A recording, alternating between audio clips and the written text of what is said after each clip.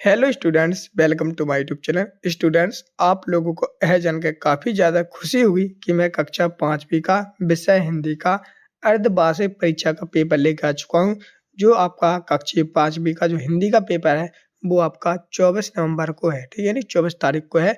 तो आपके लिए ये पेपर काफ़ी ज़्यादा महत्वपूर्ण होने वाला है, क्योंकि इसमें बेस वही क्वेश्चन है जिससे आपकी पूरी तरह से आपको पता लग जाएगा हमारी तैयारी किस प्रकार से है और क्या क्या पेपर में आता है, किस प्रकार से आएगा। ठीक है, तो देखो सब बता रहेंगे आपके सामने सही विकल्प, फिर रिक्त स्थान रहेंगे, फिर आपके अति लघु उत्तीय, लघु उत्तीय, दीर्घ उत्तीय रहेंगे। ठीक है, इसमें हम आप लोग सामने यहाँ पर निबंध भी बताऊंगा और आपको एप्लीकेशन भी बताऊंगा किस प्रकार से आपको लिखना है ताकि आप लोग अच्छे नंबर प्राप्त कर सको। ठीक है, तो चलिए शुरू करते हैं। तो जैसा कि आप लोग यहाँ पर देख सकते हो, यहाँ पर राष्ट्रीय शिक्षा केंद्र मध्य प्रदेश भोपाल अर्धवार्षिक परीक्षा सत्र 2025-26 और विषय हिंदी जो कि प्रथम भाषा कहलाती है उसका। और यहाँ पर सेम आप देख रहे हो कक्षा 5, ठीक है, कक्षा 5 के लिए है। और समय दिया है 2.5 घंटे और पूर्णांक 60 नंबर का, यानी 2.5 घंटे में आपको 60 नंबर का पूरा पेपर करना है। तो चलिए शुरू करते हैं। यहाँ पर निर्देश दिए गए हैं जिसमें लगा है सभी प्रश्न करना अनिवार्य है और सभी प्रश्नों के लिए उत्तर निर्देशिका उत्तर पुस्तिका में लिखें, मतलब उत्तर पुस्तिका दी जाएगी आपको, उसमें लिखना है।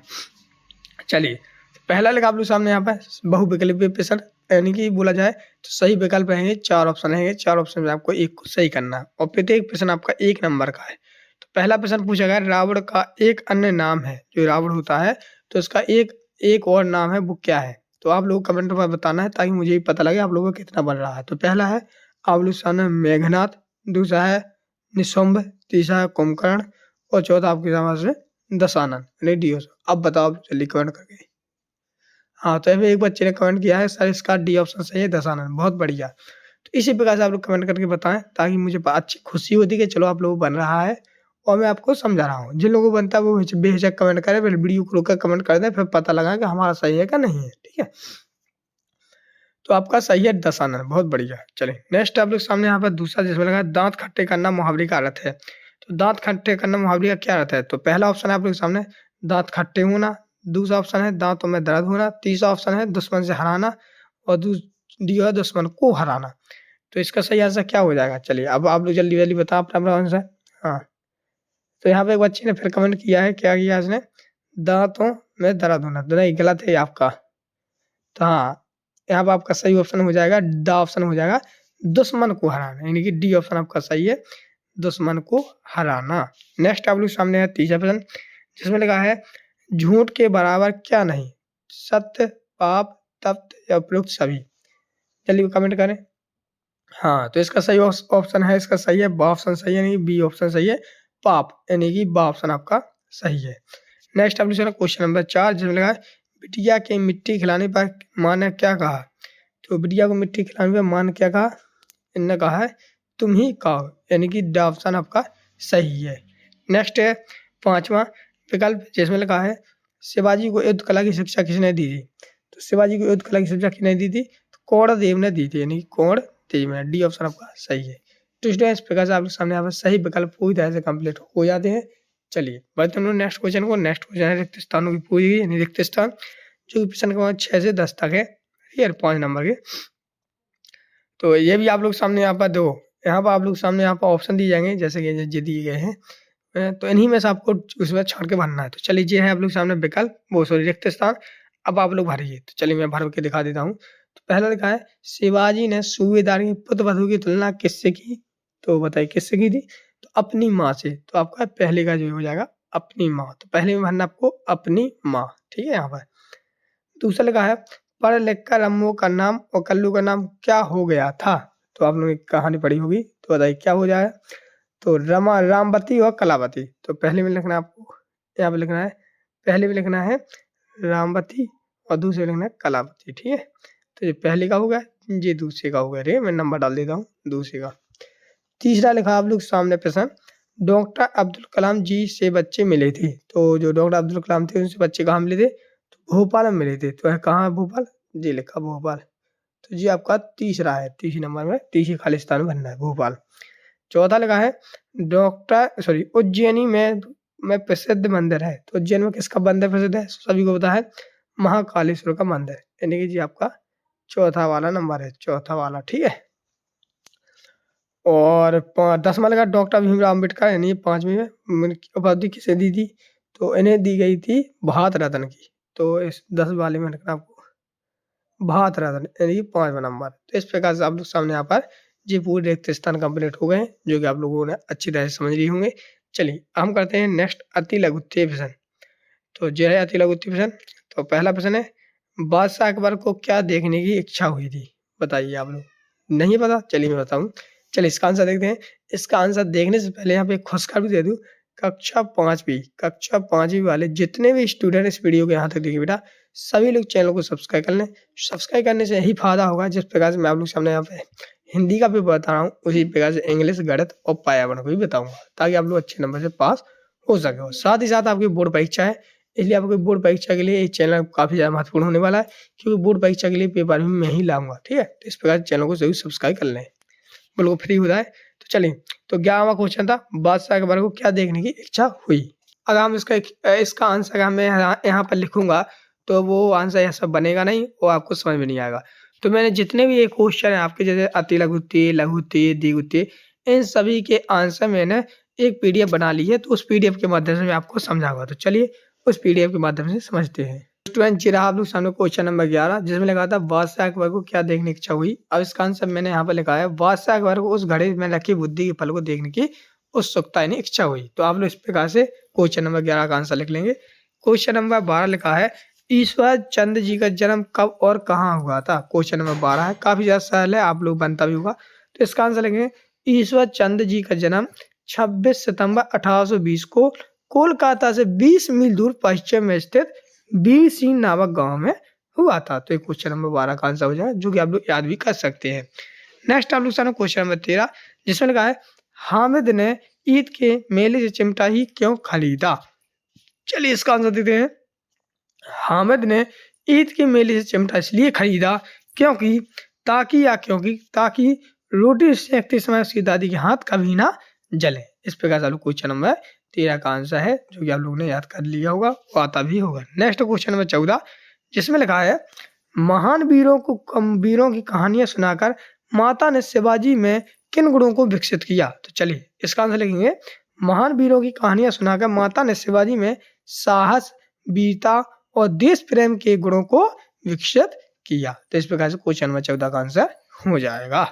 क्वेश्चन नंबर 15, जिसमें लगा है, बाबूजी दोनों बहनों को क्यों पढ़ाना चाहते थे? जो दोनों बहनें थी रम्बू कल्लू, तो उन्हें क्यों पढ़ाना चाहते थे? तो इसका आंसर लिखेंगे हम लोग, बाबूजी उन दोनों बहनों में अपनी पुत्रियों को भास होगा, उन दो जो पुत्रियां थी उनमें, जो 2 लड़कियां थी उनमें अपनी पुत्रियों का भास हुआ, उन्हें शिक्षित कर अपने पैरों पर खड़ा करने के लिए वह दोनों बहनों को पढ़ाना चाहते थे। तो इस प्रकार से क्वेश्चन नंबर 15 का आंसर हो जाएगा। क्वेश्चन नंबर 16 लिखा है यहाँ पे, कोयल और कौवा की बोली में क्या अंतर है? लिखिए। तो इसका आंसर देखेंगे हम लोग, लिखेंगे, कोयल मीठा बोलकर सारे जग को अपना बना लेती है, परंतु कोयल की कर्कश आवाज सुनकर लोग उसको भगा देते हैं।